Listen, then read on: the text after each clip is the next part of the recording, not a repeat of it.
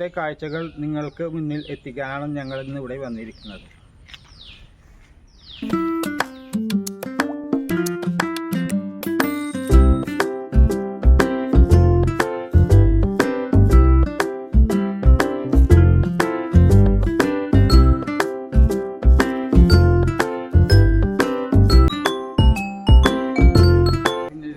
സാറിനെ കാണാനും സെമിനാറിൽ പങ്കെടുക്കാനുമായി വന്നിരിക്കുന്ന ആളുകളാണ്.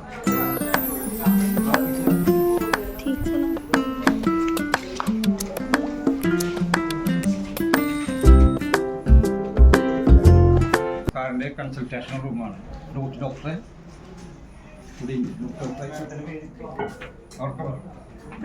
പ്രീത എവിടെയും ഇത് തമിഴ്നാട്ടിൽ വീട്. നമ്മളിപ്പോൾ ഹോസ്പിറ്റലിൻ്റെ അടുക്കളയിലാണ് നിൽക്കുന്നത്. ഇന്ന് ഉച്ചയ്ക്ക് ഇവിടെ പങ്കെടുക്കുന്ന വീണ്ടും ഭക്ഷണത്തിൻ്റെ തയ്യാറെടുപ്പാണ്. ഇവിടെ എന്തൊക്കെയാണ് ഉണ്ടാക്കുന്നത് നോക്കാം. ഇതെന്ത് കറിയാ? ഇതിൻ്റെ പേര് ഇതിന് എന്തൊക്കെ കഷ്ണങ്ങൾ? മത്തനും ക്യാരറ്റും വേറെ ഒന്നുമില്ല. ഇത് ക്യാപ്സിക്കം, തേങ്ങപ്പാല്, ക്യാപ്സിക്കം, അത് ഒഴിച്ച് കറി.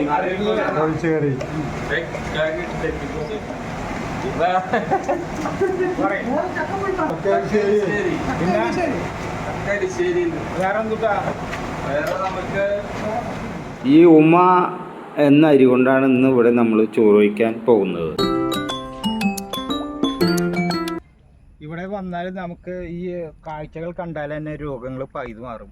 അതും ഇതൊരു പാടമാണ്, തണ്ണീർത്തടങ്ങളാണ്. ഈ തണ്ണീർത്തടങ്ങളിൽ ഈ വർഷക്കാലമാകുമ്പോൾ വെള്ളം നിറഞ്ഞിരിക്കും. ഈ കാഴ്ചയും പിന്നെ ഇതിന് പരിസരമൊക്കെ വളരെ കണ്ണിന് കുളിർമയേകുന്നൊരു കാഴ്ചയാണ് ഇവിടെ നൽകുന്നത്. ഇതിലേക്ക് പോകാനുള്ളൊരു വഴിയാണിത്. കണ്ടില്ല, പടവ് കെട്ടിയിട്ട്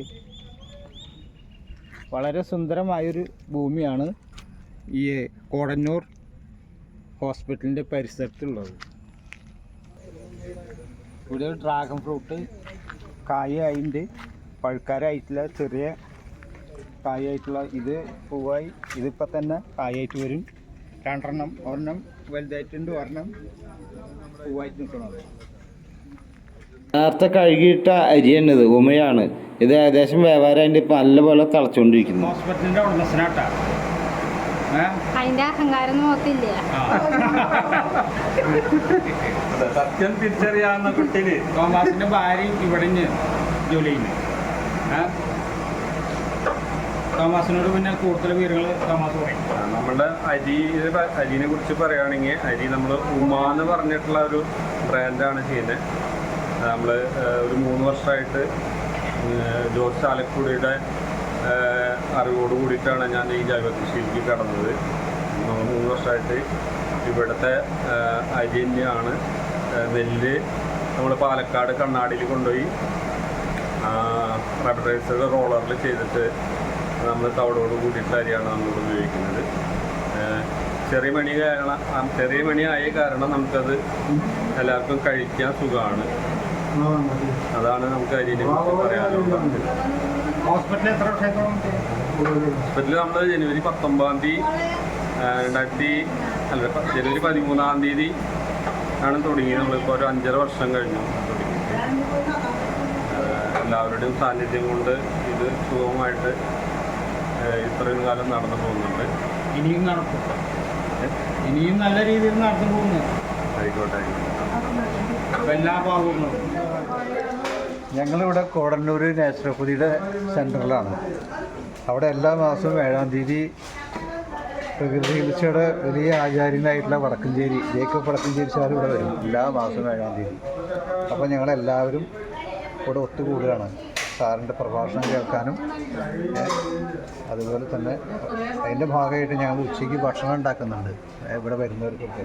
അപ്പോൾ അതിനുള്ള ചക്കപ്പുഴുക്ക് ഉണ്ടാക്കാനുള്ള ഒരുക്കങ്ങളാണ് ഇപ്പോൾ ഇവിടെ നടന്നുകൊണ്ടിരിക്കുന്നത്. അപ്പോൾ അത് എല്ലാ മാസം 7-ാം തീയതിയുള്ള ഒരു സംഗതിയാണ്. അപ്പോൾ അതിന് ഞങ്ങളെല്ലാവരും കൂടെ ഒത്തുകൂടും. ജേക്കബ് സാറിൻ്റെ പ്രഭാഷണം കേൾക്കും, ഒന്നിച്ചിരുന്ന് ഭക്ഷണം കഴിക്കും, അങ്ങനത്തെ കാര്യങ്ങൾ ചെയ്യും, ഒന്നിച്ചിരുന്ന് പാചകം ചെയ്യും, ഭക്ഷണം കഴിക്കും. അങ്ങനെയാണ് അതിൻ്റെ ഭാഗമാണ് ഇപ്പോൾ ഈ കാണുന്നത്. ഇപ്പോൾ എല്ലാ മാസമുള്ള കാര്യങ്ങളാണ്. എല്ലാവർക്കും വരാം, ഈ അനുഭവങ്ങൾ പറയാം. ഇങ്ങനെ ഷെയറായിട്ട് നിന്ന് നമ്മൾ എല്ലാ രീതിയിലും പങ്കെടുക്കുമ്പോൾ മനസ്സിനൊരു സന്തോഷം, ശരീരത്തിന് പ്രത്യേക ആരോഗ്യം എല്ലാം ഉണ്ടാവും. പ്രകൃതിയുടെ ഒരു പ്രത്യേക സ്പേസാണ് നമുക്ക്. പ്രകൃതിയിലേക്ക് വന്നിട്ട് ഞാനൊരു 8 വർഷമായിട്ടുണ്ട്. കൂടുതൽ വന്നിട്ടുണ്ട്, 7 വർഷമായിട്ട് നല്ല പോലെയുണ്ട്. പക്ഷേ റിട്ടയർ ചെയ്ത് ഞാൻ ഒരു ജോലിയിലുണ്ടായിരുന്ന ആളാണ്. റിട്ടയർ ചെയ്തതിന് ശേഷം ആണ് സാറിൻ്റെ ഈ കാര്യങ്ങളിലേക്ക് കൂടുതൽ ശ്രദ്ധ പതിച്ചത്. അപ്പോൾ 7 വർഷമായിട്ട് വളരെ സജീവമായിട്ട് ഈ രംഗത്തുണ്ട്. സാറായിട്ട് വളരെ ബന്ധങ്ങളുണ്ട്. അതിൻ്റെ കാരണം കൊണ്ട് തന്നെ നമുക്കൊരു പേടിയില്ലാണ്ട് ജീവിക്കുകയാണ്. ഒരു മരുന്നുകളും കഴിക്കാതെ ഈ 7 കൊല്ലം ഞാൻ ജീവിച്ചിട്ടുണ്ട്. ചികിത്സയുണ്ടെന്ന് അറിയുന്നത് ഈ തൃശ്ശൂർ എല്ലാ മാസവും 7-ാം തീയതി തൃശ്ശൂരാണ് ആദ്യം പ്രഭാഷണം നടത്തിയിരുന്നത്, സാഹിത്യ അക്കാദമി ഹാളിൽ. പിന്നെ പൂരപ്പറമ്പിലും ഉണ്ടാവാറ് തൃശ്ശൂർ തേക്കിൻകാട് മൈതാനത്ത്. അപ്പോൾ നമ്മൾ പത്രത്തിൽ കാണും നാച്ചുറോപ്പതിയുടെ പ്രഭാഷണം, ഡോക്ടർ ജേക്കബ് വടക്കഞ്ചേരി പങ്കെടുക്കുന്നത് പറയുമ്പോൾ നമ്മൾ റിട്ടയർ ചെയ്തുകൊണ്ട് ഞാനിങ്ങനെ ടൗണിൽ പോവുകയും ലൈബ്രറിയിൽ പോവുകയൊക്കെ ചെയ്യുന്ന ആളായതുകൊണ്ട് സാഹിത്യ അക്കാദമി അതിൻ്റെ തൊട്ട് തന്നെയാണ്. അപ്പോൾ നമ്മൾ 7-ാം തീയതി അവിടെ ചെന്നിരുന്ന് സാറിൻ്റെ പ്രഭാഷണം കേൾക്കും. അപ്പോൾ നമുക്ക് അതിനോടൊരു ആഭിമുഖ്യം തോന്നി. അതിൽ കുറച്ച് സത്യവും വാസ്തവം ഉണ്ടെന്ന് മനസ്സിലായി. മുമ്പും എനിക്ക് താല്പര്യമാണ്. അപ്പോൾ റിട്ടയർ കഴിഞ്ഞപ്പോൾ കൂടുതൽ എനിക്ക് സമയം ചെലവഴിക്കാൻ പറ്റുന്നുണ്ട്. അതുകൊണ്ട് തന്നെ നമുക്ക് കൊറോണ കാലത്തിനിടയിൽ വന്നു പോയിട്ടും ഒരു പേടിയില്ലാതെ നമുക്ക് ജീവിക്കാൻ പറ്റിയിട്ടുണ്ട്. ഒരു മരുന്നും കഴിക്കുന്നില്ല, ഒരു ഡോക്ടറെയും കാണുന്നില്ല, ഒരു മെഡിക്കൽ ഷോപ്പിൽ കയറുന്നില്ല, ഒരു വാക്സിനേഷൻ എടുക്കുന്നില്ല, ഒന്നിനും പേടിയില്ലാണ്ട് സുഖമായിട്ട് ധൈര്യമായിട്ട് ജീവിക്കുന്നുണ്ട്. അതാണ് ഇതിൻ്റെ ഏറ്റവും വലിയ പേര്. ജോസ് എന്നാണ്. തൃശ്ശൂർ അരനാട്ടുകാർ അടുത്താണ് താമസിക്കുന്നത്. ബാങ്കിൽ ഉദ്യോഗസ്ഥനായിരുന്നു. അതൊക്കെ റിട്ടയർ ചെയ്തതിന് ശേഷം ഇപ്പോൾ ഇതിലാണ്. വീട്ടിലും കുറച്ചൊക്കെ ഞങ്ങളിത് പാലിക്കാൻ ശ്രമിക്കുന്ന ആൾക്കാരാണ്. തവിടുള്ള അരി ചോറ് വെച്ച് കഴിക്കുക, ചായയും കാപ്പിയും ഒഴിവാക്കുക, പിന്നെ ഒരു 10 മണിക്ക് കിടന്ന് ഉറങ്ങുക, പിന്നെ അധികം മത്സ്യമാണ് വല്ലപ്പോഴും ഉപയോഗിക്കാറ്, അതും കുറവാണ്. മാംസം ഉപയോഗിക്കാറില്ല. പച്ചക്കറികൾ നല്ല രീതിയിൽ ഇലക്കറികളൊക്കെ ഉണ്ടാക്കി കഴിക്കും. അങ്ങനെയായിട്ട് മുന്നോട്ട് പോകണം.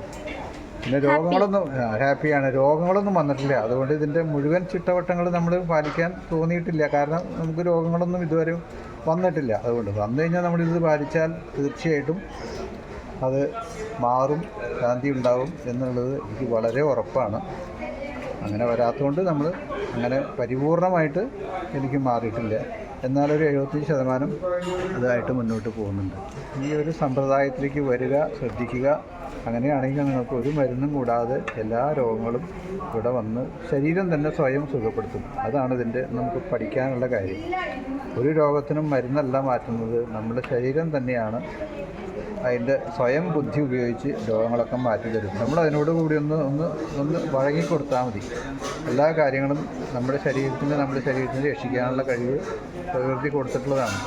എല്ലാം ശരീരത്തിന് അറിയാം. നമ്മൾ അതിനനുസരിച്ച് നമ്മളതിനോട് അനുകൂലമായിട്ട് നിന്ന് കഴിഞ്ഞാൽ ശരീരത്തിന് വളരെയധികം ബുദ്ധിശേഷിയൊക്കെയുള്ള ഒരു സംവിധാനമാണ് ശരീരം.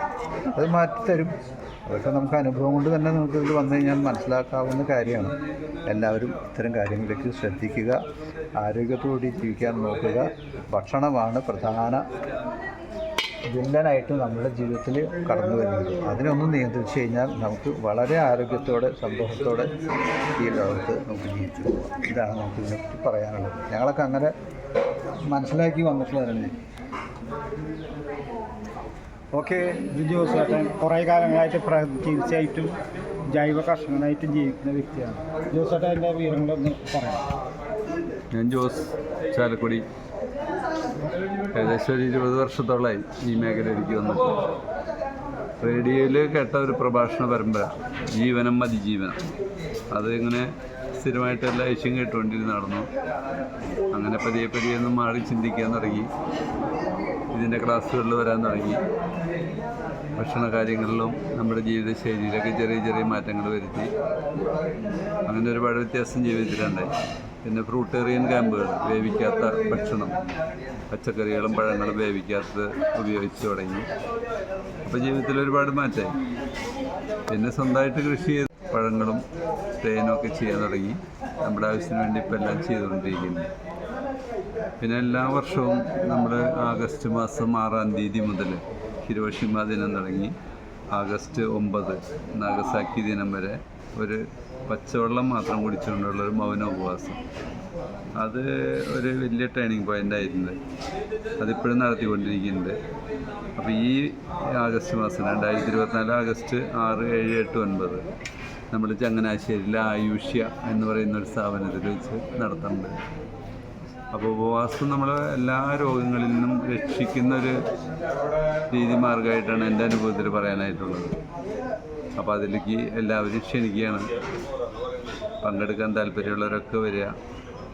വളരെ ചിലവില്ലാത്തതും എന്നാൽ ശരീരം ശുദ്ധിയെന്തും ഒരുപാട് രോഗങ്ങൾ മാറിപ്പോയിട്ടുള്ളതാണ് ഉപവാസം എന്ന് പറഞ്ഞാൽ. എല്ലാ മതങ്ങളും ഉപവാസങ്ങളെ പറ്റി പറയുന്നുണ്ട്. അപ്പോൾ അത്രയൊക്കെയാണ് അത് സംബന്ധമായിട്ട് പറയാനുള്ളത്. ഇനി കൂടുതൽ താല്പര്യമുള്ളവർക്ക് വേണമെങ്കിൽ ബന്ധപ്പെടാം. ഞാൻ ഫോൺ നമ്പറും കൂടെ പറയാം. 9249796545. ഒന്നുകൂടെ പറയാം, 9249796545. പേര് ജോസ്, ചാലക്കുടി. എല്ലാം ശുഭമാക്കും. ചികിത്സകനാണ്. കൂടുതൽ കാര്യങ്ങൾ സാറ് പറഞ്ഞു. സ്റ്റേറ്റിൽ ശ്രദ്ധേയനായ വ്യക്തിത്വമാണ്.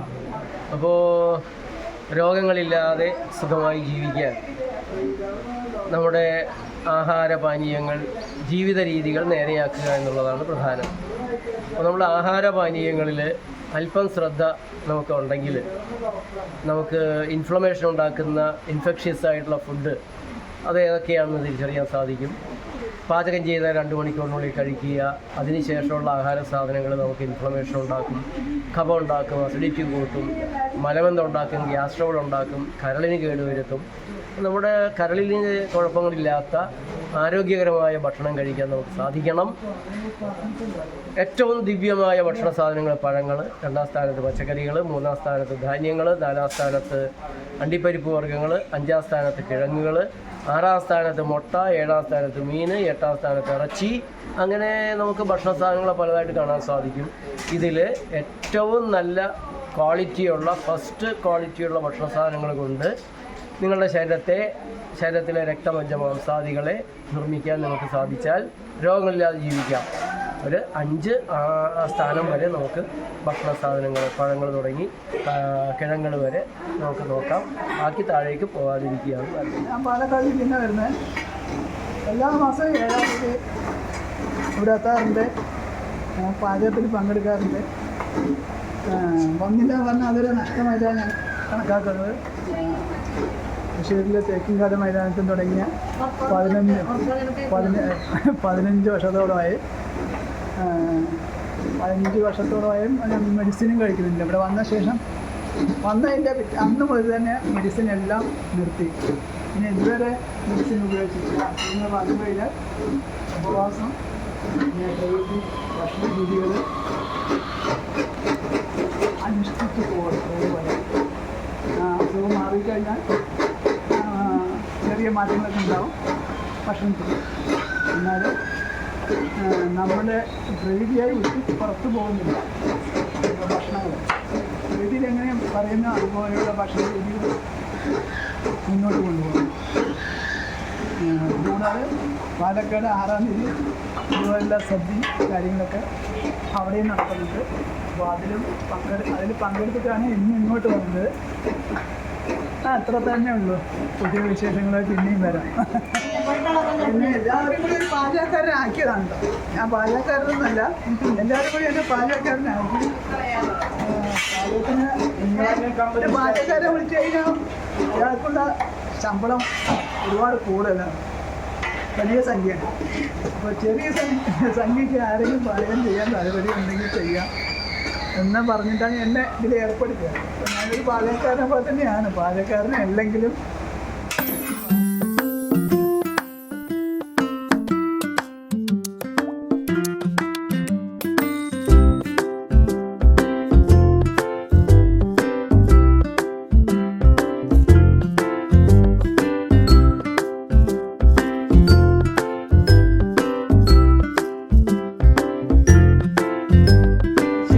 ഏകദേശം തയ്യാറായിക്കൊണ്ടിരിക്കും.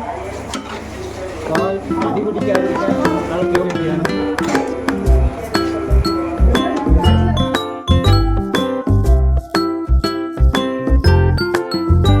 ഹോസ്പിറ്റലിൻ്റെ ഉടമസ്ഥൻ തോമസിൻ്റെ ഭാര്യ സിബി.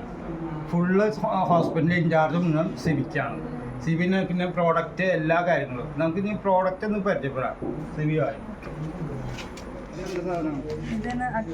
അഗ്നി പൽപ്പൊടി, ഇത് അവില്, പിന്നെ നല്ല മഞ്ഞപ്പൊടി ഉണ്ട്, ഇത് തവിട്, ഇന്ദുപ്പ്, പിന്നെ മില്ലറ്റ്സ്. എല്ലാത്തരം മില്ലറ്റ്സ് ഇല്ല, പനിവരക് എന്ന മില്ലറ്റ്സ് മാത്രമല്ല കേട്ടോ നിലവിൽ കിട്ടാം. അതുപോലെ തന്നെ ജാഫി, നല്ല അരികൾ, പിന്നെ റാഗിരാവില്, റാഗിരാവില്, മറയൂർ ശർക്കര, തേന്. തോമസിൻ്റെ സ്വന്തം കൃഷിയിലെ ജ്യോതി അല്ലേ, ജ്യോതി എന്ന അരി ഈ പാടത്ത് കൃഷി ചെയ്തുണ്ടാക്കിയത് ഫുള്ള് ജൈവമാണത്. അതുപോലെ പുസ്തകങ്ങൾ, പ്രമേഹത്തിൻ്റെ സ്വയം ചികിത്സാ പുസ്തകം, പ്രകൃതി പ്രഥമ ചികിത്സ, അതുപോലെ ഫുള്ള് ഡീറ്റെയിലാണ്. പ്രകൃതി പാതയിൽ സൗഖ്യ സാക്ഷ്യങ്ങൾ, ഇതിൽ സൈമൺ ബ്രിട്ടോ മുതൽ ലക്ഷ്മി കുക്ക് വരെ ഇത് ഫുള്ള് വായിക്കേണ്ട പുസ്തകങ്ങളാണ്. അതുപോലെ കൊറോണ ഒരു നുണയായിരുന്നു എന്നുള്ളത് ഈ പുസ്തകം വായിച്ചാൽ എല്ലാവർക്കും മനസ്സിലാവും. കൊറോണയും കുറേ നുണകളും. പ്രകൃതി പാചകത്തെ പറ്റി എല്ലാ ഡീറ്റെയിലും കൊടുത്ത് സുജീവിതം പാചകം അതും നിങ്ങൾക്ക്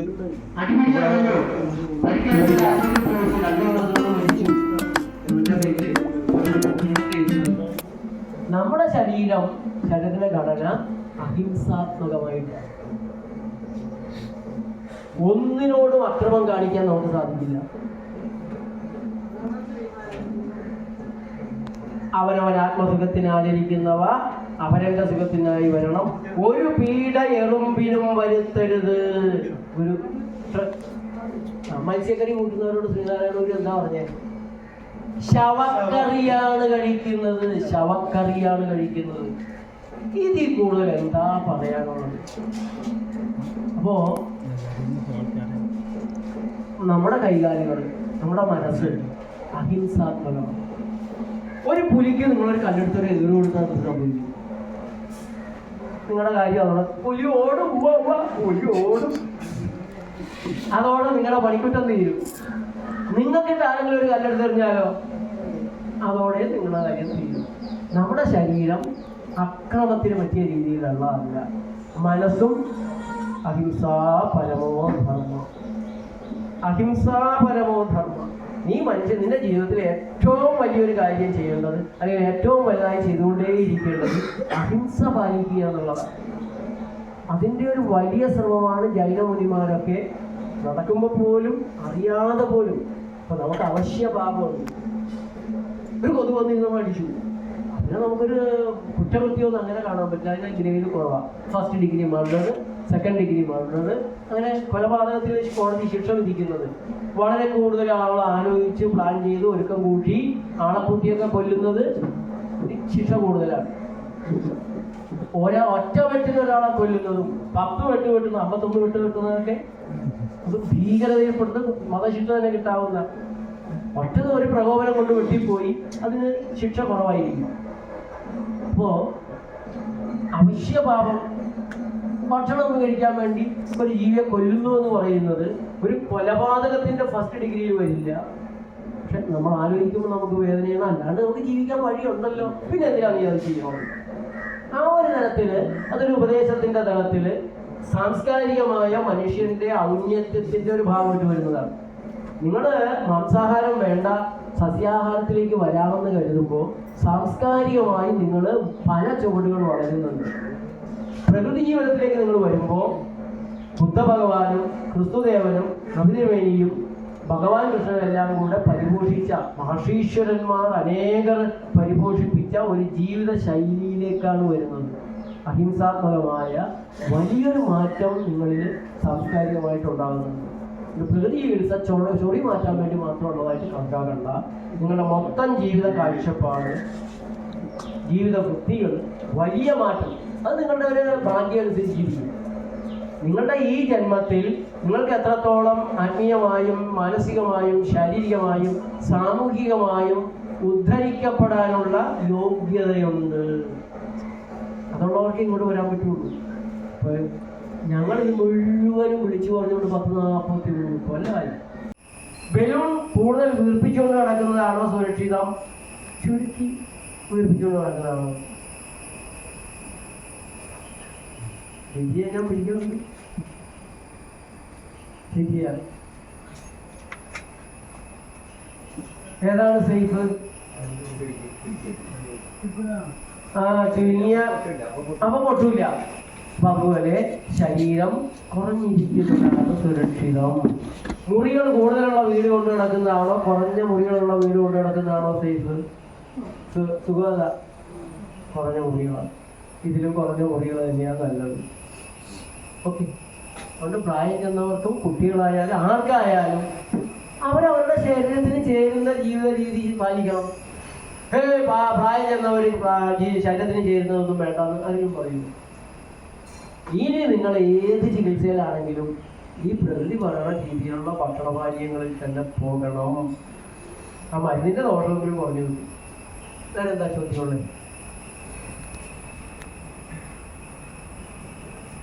നമ്മളുടെ കുറച്ച് കാര്യങ്ങൾ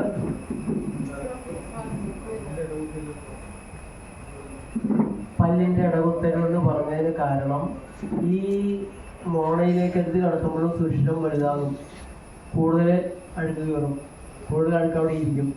പല്ലിന്റെ വേര് മോണയുടെ ഭാഗങ്ങൾക്ക് കേടുപറ്റും. നിങ്ങളുടെ പല്ലുകൾ കുറേ കൂടെ വേഗത്തിൽ നശിക്കും. മോണ പഴുപ്പിന് കാരണമാകും, ഇൻഫെക്ഷന് കാരണമാകും, ഇൻഫ്ലമേഷൻ വരും. ഒരു കാരണവശാലും സോഫ്റ്റായ ബ്രഷേ ഉപയോഗിക്കാവൂ.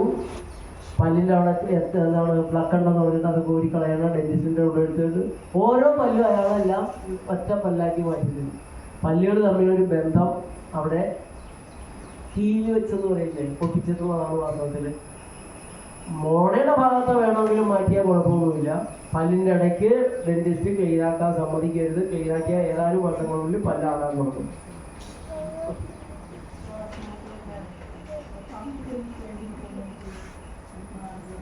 ശ്വാസത്തിന് വരുന്നുണ്ട്. ഇവിടെ വന്ന് 2 ആഴ്ച നിന്നാൽ ശ്വാസം മുട്ടിൻ്റെ കാരണം മിക്കവാറും കഴിക്കുന്ന ഭക്ഷണമാണ്. ചിലർക്ക് കടല, കപ്പലണ്ടി ഇതുപോലുള്ള സാധനങ്ങൾ പറ്റില്ല. പീസ്, ചിലർക്ക് ഉരുളക്കിഴങ്ങായിരിക്കും, ചിലർക്ക് ചെമ്മീനായിരിക്കും. അപ്പം നമ്മുടെ ശരീരത്തിന് ഏതാണോ യോജിക്കാത്തത് അത് നമ്മൾ ഉപേക്ഷിക്കണം. ചിലർക്ക് ഗോതമ്പ് പറ്റില്ല, ചിലർക്ക് റാഗി ആയിരിക്കും പറ്റാത്തത്. ഏത് ഭക്ഷണം കഴിച്ചിട്ടാണോ വയറ്റിൽ സുഖമല്ലാത്തത്, അസുഖം മാറാത്തത്, ആ ഭക്ഷണ സാധനങ്ങളൊക്കെ മാറ്റി വരണം. അതുപോലെ നിങ്ങളും ഞങ്ങളും കൂടിയുള്ളൊരു പരീക്ഷണത്തിനാണ് പ്രകൃതി ചികിത്സാ കേന്ദ്രത്തിൽ നമ്മൾ കൂടി നമ്മുടെ ആഹാര രീതിയിൽ നമ്മളൊരു തിരിച്ചറിവ് ഉണ്ടാക്കുന്നു. ചില ചികിത്സകളിലൂടെ ചിലതിന് ആശ്വാസം കൊടുക്കുന്നു, കാര്യങ്ങൾ മനസ്സിലാക്കുന്നു. ഒഴിവാക്കേണ്ടത് ഏതാണ്, കെമിക്കൽ ഏതൊക്കെ ഒഴിവാക്കണം, പൗഡർ ഉപയോഗിക്കാവോ, ടൂത്ത് പേസ്റ്റ് ഉപയോഗിക്കാവോ, നെയിൽ പോളിഷ് ഇടാവോ. നെയിൽ പോളിഷ് ഏറ്റവും കൂടുതൽ സ്ത്രീകളിൽ ക്യാൻസർ ഉണ്ടാക്കുന്ന സാധനമാണ്. അത് നഖത്തിലല്ലേ, നഖത്തിന് ജീവനുണ്ട്, അതിനിടയിൽ കൂടെ കെമിക്കൽ ഇട്ടോളും. നമ്മൾ യൂട്യൂബിൽ നോക്കി അല്ലെങ്കിൽ നോക്കിക്കോ, നെയിൽ പോളിഷ്. അവരൊക്കെ പ്രഷറിന്റെ മരുന്നുകളൊക്കെ ഒരു ഓർഡറിൽ കഴിച്ചുകൊണ്ടിരിക്കുന്നതായിരിക്കും. 2-3 കൊല്ല 10-30 വെച്ചാൽ കഴിക്കണം. അവരൊക്കെ ഈ ഭക്ഷണം വേണ്ടത് പിന്നീട് അവസ്ഥ ആയിരിക്കില്ല. ഭക്ഷണം അടിച്ചു കൊടുക്കുന്നത് അങ്ങനത്തെ ആളുകൾക്ക് നമ്മൾ ഈ ചികിത്സ പ്രാക്ടിക്കലാണെന്ന്. ചേർത്തലയിൽ എനിക്കൊരു പേഷ്യൻ്റ് ഉണ്ട്, 96 വയസ്സുണ്ട്. അവര് ഏതാണ്ട് ഒരു 15 വർഷമായി നമ്മുടെ ട്രീറ്റ്മെന്റ് കഴിഞ്ഞു. ആശുപത്രിയിൽ നിന്ന് രക്ഷയില്ല. 10-80 വയസ്സായപ്പോൾ ഈ രക്ഷയില്ല എന്ന് പറഞ്ഞൊരു ഘട്ടത്തിലാണ് അവരെ നമ്മുടെ കയ്യിലേക്ക് പട്ടിക്കാട് കൊണ്ടുപോയി കടന്നു. മക്കളൊക്കെ ഗൾഫിലും വലിയ ബിസിനസ്സുകാരൊക്കെയാണ്. കോടികളുടെ കാശ് കയ്യിലുണ്ട്, എപ്പോഴാ വേണമെങ്കിലും കൊണ്ട് വലിയൊരു ഹോസ്പിറ്റലായിരുന്നു. പക്ഷെ അവർ രക്ഷപ്പെടില്ല എന്ന് പറഞ്ഞു. ഇവർക്കും മനസ്സിലായി. ആ ഒരു ഘട്ടത്തിൽ കാര്യങ്ങളൊക്കെ പറഞ്ഞപ്പോൾ പറഞ്ഞു ഇപ്പം അങ്ങനെ പട്ടിക്കാട് കൊണ്ടുപോയി 2 ആഴ്ച കൊണ്ട് ഇവർ നടന്ന് കാണാൻ ശേഷിച്ചു. അതിനുശേഷം ഇവർക്ക് എന്ത് പ്രയാസം വന്നാലും എന്നെ വിളിക്കും. ഞാൻ ഏതെങ്കിലും സമയത്ത് അങ്ങനെ പോവുകയാണെങ്കിൽ ബ്രേക്ക്ഫാസ്റ്റിനാണെങ്കിലും ലഞ്ചിനാണെങ്കിലും പിന്നെ അവിടെ വിളിച്ച് പറഞ്ഞ് അവിടെ കയറിക്കൊള്ളണമെന്ന് അവർക്ക് ഭയങ്കര നിർബന്ധമാണ്. അമ്മയെ കൂടി കാണുകയും അവർക്ക് ഇതിനിടയ്ക്കും ചില പ്രയാസങ്ങളൊക്കെ ഉണ്ടായിരുന്നത്. അവർ ബാത്റൂമിൽ വീഴുന്ന വലിച്ചു വെച്ച് നടക്കാൻ വയ്യാതെയായി. നമ്മുടെ രീതിയാണ് ചെയ്തത്. നടക്കാനുള്ള പ്രയാസം കൊണ്ട് അവർ ഒരു ചെറിയ വീഴ്ചയൊക്കെ കഴിഞ്ഞിട്ട് ഞാൻ പതുക്കെ കാലെ പിടിച്ച് 2 കുടച്ചൊക്കെ കുടഞ്ഞു. ഇത്രയും പ്രായമുള്ളതാണ്. അതുകൊണ്ട് എനിക്കറിയാം അവരെ സൂക്ഷിച്ചാണെങ്കിലും 2 നമുക്ക് കുറച്ചും കൂടി നടക്കാൻ പറ്റും. ഇപ്പോഴും ഈ കഴിഞ്ഞ ആഴ്ചയിൽ ഞാൻ അവിടെ പോയി.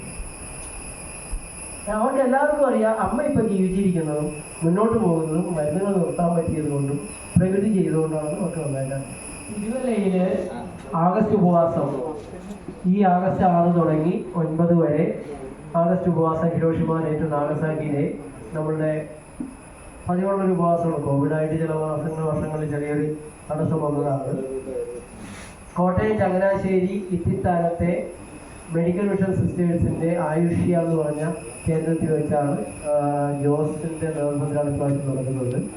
ഒക്ടോബർ 2 തുടങ്ങി 10 വരെ ശബരിയാത്ര നടക്കുന്നുണ്ട്. തിരുവല്ലയിൽ വെച്ചൊരു എല്ലാം പങ്കെടുക്കാൻ താല്പര്യമുള്ളവർ പേര് ഇപ്പോൾ തന്നെ കൊടുക്കാം. 1 ദിവസം ഉപവസിക്കാം, 2 ദിവസം ഉപവസിക്കാം, പറ്റുമെങ്കിൽ 4 ദിവസം ഉപവസിക്കാം. അപ്പോൾ ഇല്ല, രാവിലെ പത്രം കഴിച്ചിട്ട് ഉച്ചയ്ക്ക് കഴിക്കുന്നവരും ഉപവസിക്കാം. ആരാണ് തട്ടിപ്പറഞ്ഞോടും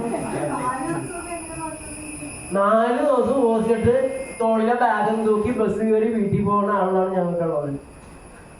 അവിടെ ഉപവസിച്ചുള്ള ആളുകളോട് ഇരിപ്പുണ്ടോ? ആളോട് ഈ ജോസിന്റെ ഭാര്യയും എല്ലാ മാസവും 10 കൊല്ലം ഉപവസിക്കണം. 15ാമത്തെ കൊല്ലം ഉപവസിക്കണം. എല്ലാ കൊല്ലവും ഈ 4 ദിവസവും അദ്ദേഹവും ഭാര്യയും ഉപവസിച്ചിരിക്കും. 15 കൊല്ലം പച്ചവെള്ളം മാത്രം. എന്നിട്ട് പുലി നടക്കണ പോലെ പിന്നെ നടക്കും.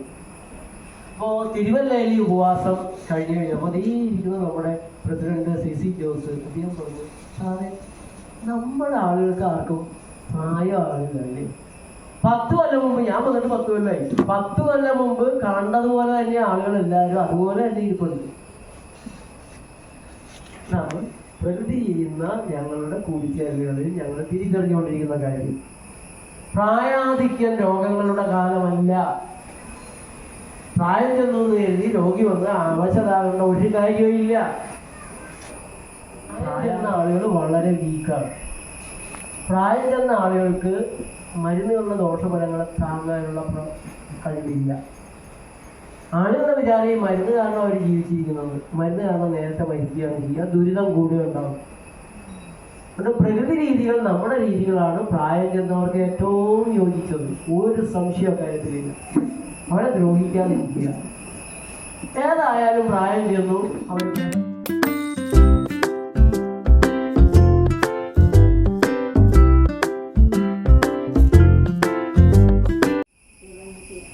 ജോസേട്ടൻ ഇവിടെ മുൻ മാനേജറാണ്.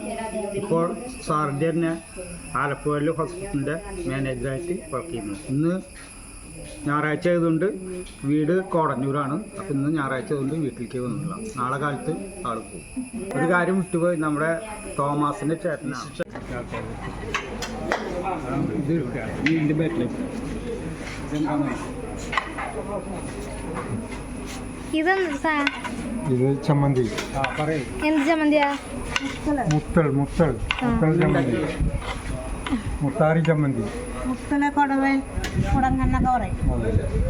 ഇത് സലാഡ്, ക്യാരറ്റ്, തക്കാളി, കുമ്പറ, തേങ്ങ, ചക്കരിശ്ശേരി. ഇതൊരു ഓർഡർ സ്പെഷ്യൽ. മത്തങ്ങ, ക്യാരറ്റ്, തേങ്ങ പാലിൽ വയ്ക്കണം കറി. ക്യാരറ്റ് വെക്കാൻ